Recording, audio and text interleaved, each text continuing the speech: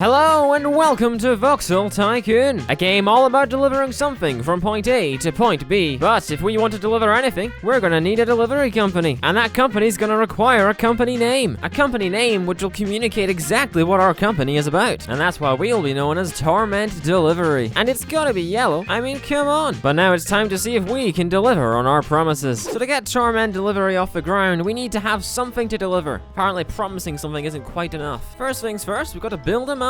That looks like some coal, but the coal mine's needy. It requires a freight station, and then you have to connect them up with a road. Now that seems like a fitting road, but we need something to drive on our newly paved road. And you know what drives on roads? Trucks. They drive on roads. And that's where our good buddy Bob comes in. You see, Bob will drive out of that garage. Bob will take the newly paved road all the way to Pontiac East, where Bob's gonna fill up on some coal, and then off he goes. Bob will take the road all the way back to Pontiac Transfer, and we have a deal. The heating plant received its coal, and we made money. Well, actually, we're at a loss of 200.5 grand, but that doesn't matter. All we have to do is the same thing 200 more times and hope that the heating plant doesn't run out of money. Okay, you're right. Maybe Bob could do with a little assistance from some friends. So that's where Tommy, Carlo, and Jenny come in. And they all get to do the exact same route together. Fun for all the family. However, Voxel Tycoon ain't all about delivering coal. If we want to keep the little old town of Pontiac alive and well to pay us some sweet, sweet cash, then we need to give them exactly what they need. And it would appear that Pontiac demands some wood. And you better bet that they feel so incredibly awful without their wood. Sadly, the people of Pontiac are a bit lazy. They're not willing to go all the way across the country just to collect a log. So just like the coal, we've got to bring the logs to them. So 250 grand later, we've got ourselves a wood depot. And then all we need to do is send out Harry, Timothy, and Nigel, and off they'll go. And these three terrific dudes will go all the way to St. Cloud 9 just to pick up a bunch of logs. You might be noticing, though, this is a fair distance to go all the way from here, all the way to Pontiac Northeast. And okay, maybe our road design doesn't quite help, but I mean, come on, we could probably find a faster way of doing this. Now this is where trains come in. Now your train's gonna need a station, and that station's gonna need to connect to Pontiac North. And then all we need is Thomas, a train, and his boatload of carts, and we're on our way. Thomas will pick up a bunch of wood, and then he'll fly through the mountains on his way to Pontiac North. And after all that, Pontiac get their wood, and I got 11 grand in my bank account in a quarter of the time it took all these guys. Lazy buggers.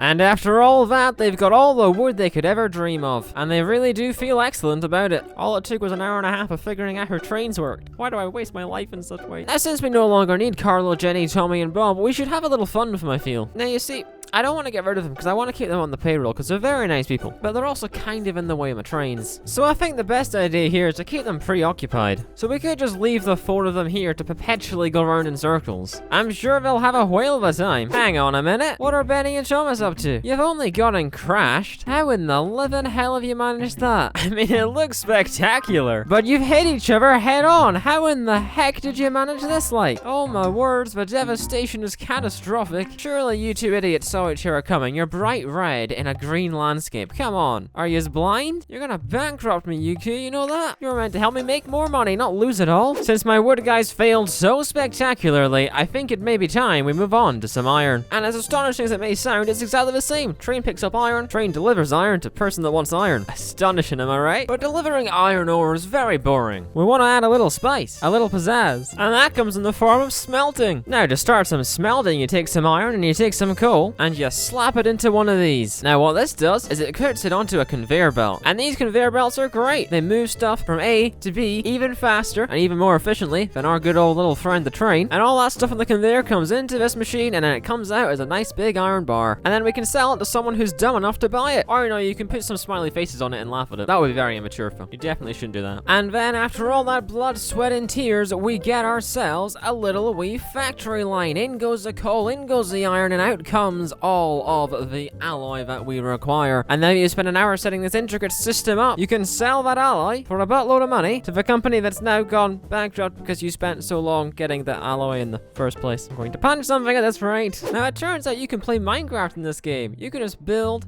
piles of dirt to your heart's content. Although after a while we do get up to 2 million per block, which is a little too much. An entire square of dirt cost me £500 million. I don't think Minecraft is worth £500 million. Bloody, we have made a very attractive pile of dirt though. Oh my word, to level it all, it's £1 billion. Okay, all is fine. It's back to normal. We didn't spend about £3 billion making Minecraft blocks. We can, however, use our terraforming skills for mild good and actually use them to make a nice flat area for our storage. But that's not as fun as making big pyramids, to be honest. I'm slightly disappointed. The truck crew, they're great and all, but they haven't hit each other once. I feel like we should give them a little help here, because the trains keep crashing into each other, and they're trains. They have one bloody direction to go. Oh my word, as I say that, Bob has had an accident. Bob, no, Bob, no, no, don't hit Bob. Oh, thank you.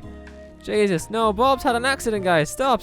What happened, Bob? Oh no, what'd you do, Bob? Christ. Now, I've done a bad thing. There are somehow a mind-bending 57 cars in this garage. Why don't we just release them all at once? Let's release the horde. Oh my word, the lag. The lag. Okay, not gonna lie, that was rather anticlimactic. I was kind of hoping you guys would do something more.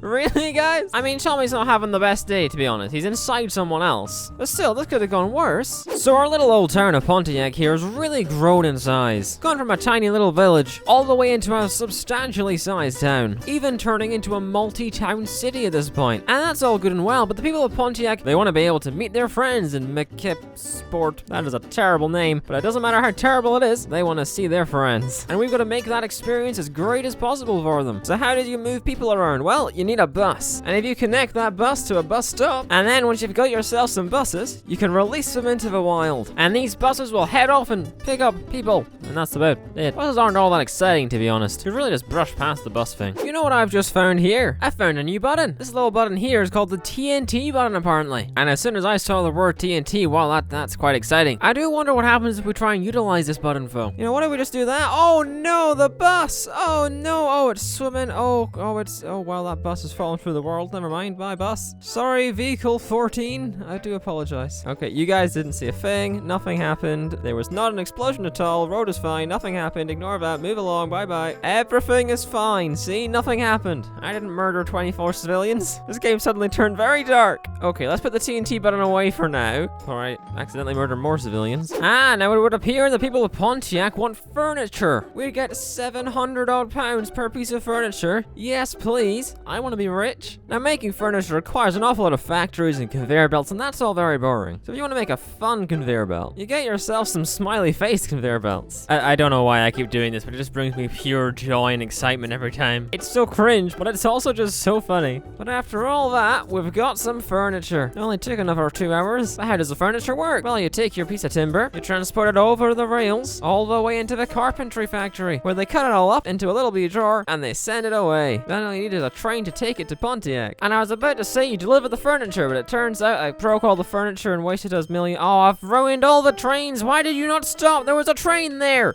You saw the train. Blind idiots. Now I've cost myself £1 million in train debris. You know what? I feel like you guys deserve this. Yep, you really